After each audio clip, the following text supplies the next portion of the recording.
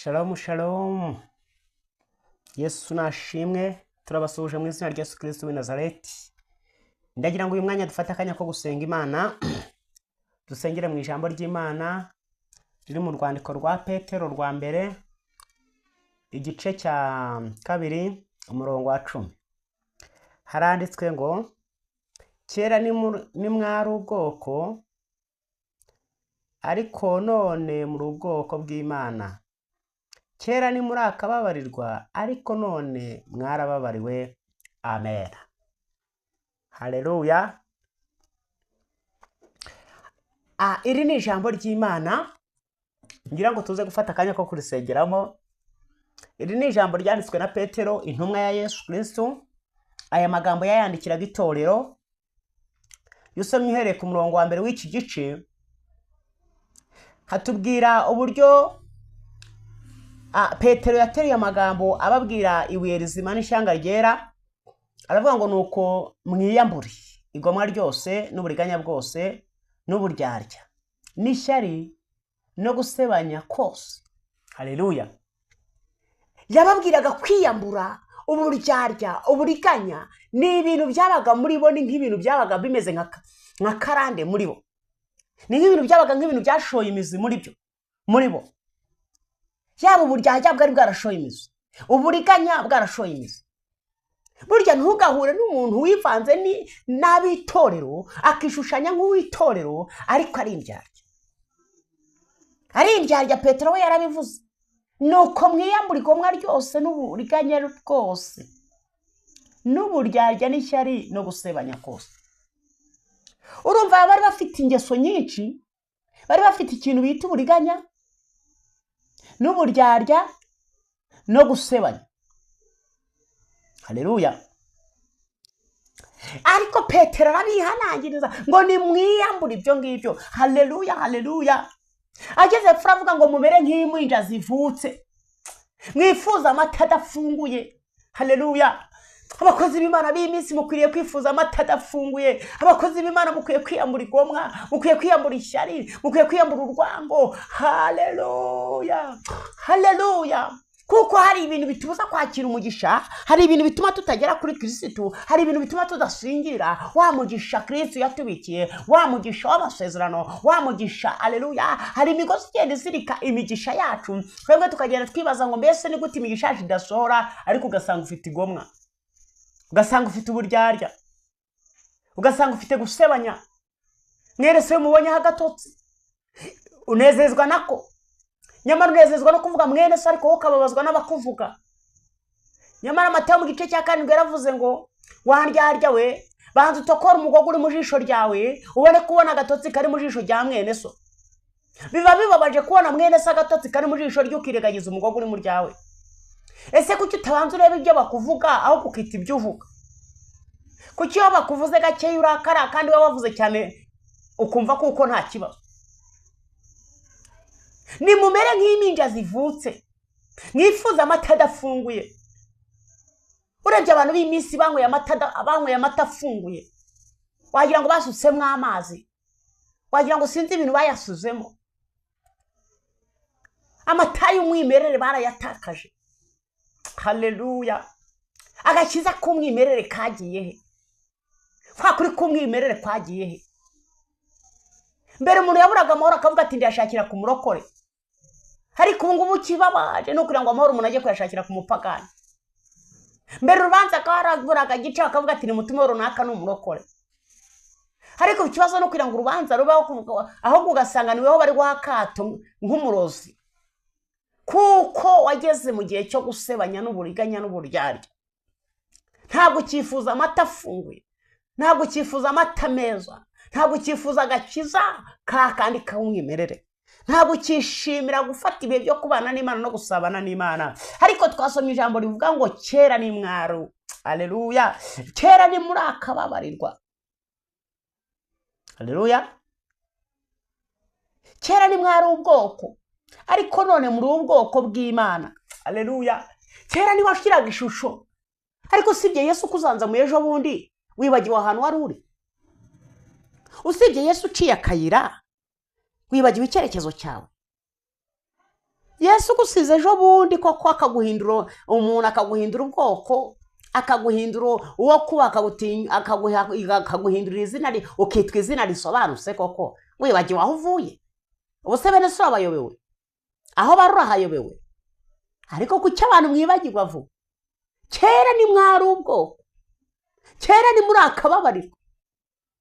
Uzi ukiri mu kabari ntabwo bizo, ukiri umujura ntabwo bizo, nta gatoki uhitaho, akenda k'umucuruzi areba hiyo ukabura akanyakuye. Ariko Yesu aravuga ngo kera ni mwari ubwoko, kera ni muri akababarirwa. Ariko Yesu turamushimira witanze, akavuga ngo yemwe abarushye n'abaremerewe bimuze musange ndabaruhura. Haleluya! Dushimira Yesu ahuri. Muri ibyo 16 yavuze ngo no mwipfa ryanjye iryo zina rizamumuriza. Haleluya!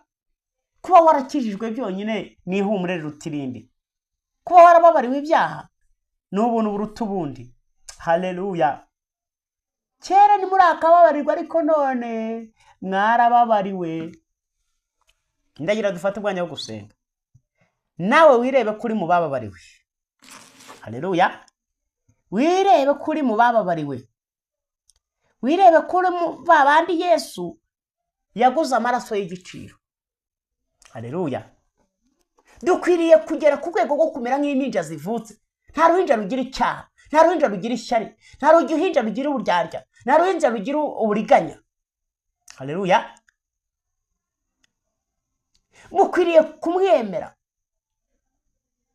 mukamwegera, kuko ni we buye rizima ryanzwe n'abantu, ariko ku Mana ryaratoranijwe. Haleluya! Haleluya! Burya iyo umufundi yubaka, nta mufundi utifuza ibuye ryiza. Umufundi wese aba yifuza ibuye ryagira agaciro, ibuye ritazatonyoka, ibuye ritazatirimuka, aba yifuza rya buye rifite ikintu bita paseri nziza. Haleluya! Iyo wegereye Yesu uba ibuye rizima, iyo wegereye Yesu uba ibuye ritoranwa n'umufundi. Haleluya! Haleluya! Hari ibuye rimwe, hari umufundi umwe wigeze kubaka inzu, aje baramubwira ati dore inzu, abandi bafundi ati dore inzu yubatswe nabi, arasenya. Haza undi mufundi ati dore inzu yubatswe nabi, arasenya. Haza undi mufundi ati yubatswe nabi, arasenya. Aho yagiye kugera ku bafundi batanu bose baza ngo iyo nzu yubatswe nabi, aravuga ati nimugarure uwa mbere. Nimugarure umuntu, nimugarure wa mufundi wa mbere. Haleluya! Iyo wubaka kuri Yesu, ndagira ngo bwira ngo hari abantu bazajya bakubwira ngo wubatse nabi, wubatse ahantu hatagira umumaro, wubatse ahantu utazinezereza umubiri. Ariko reka nkubwire, uyu mubiri ntukagushuke. Uragushuka, ariko iyo wahuye n'ibibazo, yahuye n'umubabaro, ni wowe ubabazwa, kifuza icyakwica, kifuza icyagukura ku isi. Hari abageraho kwisabira gupfa, babandi bishyira mu kagozi, babandi bamwe ibinini, babandi biroha mu mazi, burya baba bisabiye gupfa kubera uyu mubiri. Uyu mubiri ntukagushuke ngo utandukanye n'Imana. Haleluya! Ntukagushuke ngo utume ibuye wari warubakishije inzu yawe rigakomera, ngo urikuraho ngo bavuze ko ryubatse nabi. Ntabwo kubaka kuri Yesu wubaka nabi. Ubundi umwanzi w'umusaraba wese azakubira ko wubaka nabi, ariko umukunzi w'umusaraba wese azakubira ngo wahisemo neza. Burya abatajyana ntibarindana. Nagira mubwira ngo ntabwo waganira n'umupagani uri umukirisitu, n'ubundi umupagani ngo abure kuganiriza ibyo mu kabari, cyangwa abure kuganiriza ibyaho yirirwa. Nawe iyo umurokore rero wuzuye, uganiriza umupagani ibyaho wirirwa, ukamwaturiramo agakiza, ukamwaturamo buri kimwe cyose, yacyumva atacyumva. Buri wese rero agira uko asanisha. Ariko ndagira ngo mubwire muri aya masengesho, Uwiteka wongere umwegere, wongere umwegere. Kera ntiwara urakababarirwa, ariko akubabariye, aguhinduye umuntu, aguhinduriye izina, aguhinduriye umuryango, aguhaye amavuta utaruzi. Imana yigeze kubwira Abisirayeli, ababwira ngo nabahaye mana mutari munsi. Hari Imana igiguha utaruzi. Icyiciro wicayemo Imana niyo yakikwicajemo niwari ukizi, ni data wakikwicajemo. Haleluya! Aho ugeze ni data. Ndagira mubwira ngo nibuze ko ari data umuha icyubahiro, ariko nibuze ko ari ubushobozi bwawe, ari amaboko yawe, ukihorere rwose, kuko data ntabwo yabura icyubahiro twateranye. Haleluya! Haleluya! Haleluya! reka dufate umwanya wo gusenga Imana, reka dufate umwanya wo kwinginga Imana, dufate umwanya wo gusabana n'Imana, dufate umwanya wo kongera kubwira Imana ngo Data, twibutse ko kera tutari ubwoko ariko ubu waduhinduye ubwoko, twibutse ko kera tutari twakababarirwa ariko ubu twarababariwe. Amaraso y'umucunguzi niyo soko yoza abanduye, niyo yeza abanyabyaha de bakabonera rwose. Ndaguhimbare za mucunguzi imbabazi wangiriye, ukanyoza ibyaha nakoze mu maraso wavuye. Ndaguhimbare za mucunguzi imbabazi wangiriye, ukanyoza ibyaha nakoze mu maraso wavuye. Mana Data wa twese, uri Imana ishobora byose, uri Imana ifite imbaraga n'ubutware, uri Imana yumva gusenga no kwinginga, uri Imana ica inzira kandi ugaca imigozi, uri Imana itesha agaciro, uri Imana isenya kandi ikarimbura. Mu izina rya Yesu ndagushimira imirimo yawe, ndagushimira ibitangaza byawe, ndagushimira gukomera no kunesha. Mu izina rya Yesu rambura ukuboko kwawe Mana, rambura ikiganza cyawe Data, tegeka abacwezi n'abakonikoni, tegeka abapfumu, tegeka abarangi, tegeka imyuka yose, tegeka imbaraga zose, tegeka gukora k'umwanzi. Mu izina rya Yesu sege umuntu wese warucitse intege n'uwarucogoye, sege umuntu wese warubatse ku musenyi niyubake ku rutare, sege umuntu wese wari ufite uburyarya n'uburiganya n'ubuhemu no gusebanya. Mana umucira inzira kandi umucira imigozi. Aya masengesho turasenze kugira ngo agire abohora benshi. Aya masengesho turagira ngo yitariki Data wa twese, umuntu wese wari wubatse nabi, wabonaga kuko yubatse nabi, yongere yubake neza. Mu izina rya Yesu ndasenze, ndinginga, ndasabiyera, ndasabivuga, ndasabikora, ibasha gukiza, ibasha gutsinda ibigeragezo, intambara zo mu isi. Mu izina rya Yesu ukubita imbaraga n'abacwezi, ukubita imbaraga n'abakonikoni, ukubita imbaraga n'abapfumu, ukubita imbaraga n'abarozi, ukubita imbaraga n'amahembe.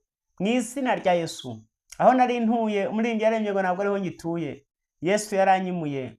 Data ndasenze wimura umuntu wese warucitse intege n'uwarucogoye, umucira inzira. Ndasengera umuntu wese unamutse, ndasengera umuntu wese waruvuye mu byizerwa, warutaye inzira y'agakiza, warutaye inzira y'ijambo, warutaye inzira yo gukizwa, warutaye inzira yo kwakira Yesu n'umwami n'umukiza. Ndamusengeye mu izina rya Yesu. Sengeye ubumuga bwose, sengeye ibyifuzo, sengeye wari wararwaye indwara idakira, sengeye wari ufite ubumuga mu mwuka, mu masengesho, mu kubana nawe, mu gusabana nawe. Mu izina rya Yesu uw'inzozi zawe zaraziritswe, uwamereko ari yaraziritswe, ndamusengeye. Kera ntitwari ubwoko, kera ntiturakababarirwa, ariko waratubabariye, waduhinduye ubwoko, waduhinduye abaraganwa nawe, waduhinduye abo kubabarirwa. Niho wadusize, wasize umupapa, wasize umumama, wasize urubyiruko. Haleluya Data, kera ntiturakababarirwa, ariko uyu munsi ndagushimira kuko watugiriye imbabazi, ukatugirira ubuntu, ukatwezaho umwanda, ukatwezaho nyabingi, ukatwezaho za karande, ukatwezaho abacwezi. Data ndakwinginze, ubwiza bwawe Data nibwo buri muri twe. Data wa twese waremye umuntu mu ishusho yawe. Mu izina rya Yesu Yeremiya yamushyiriyeho kumuhanuza uhanurira amahanga. Natwe turasweza, natwe turaguhamagaye mu izina rya Yesu. Izina ryawe ryubahwe, izina ryawe rishyirwe hejuru.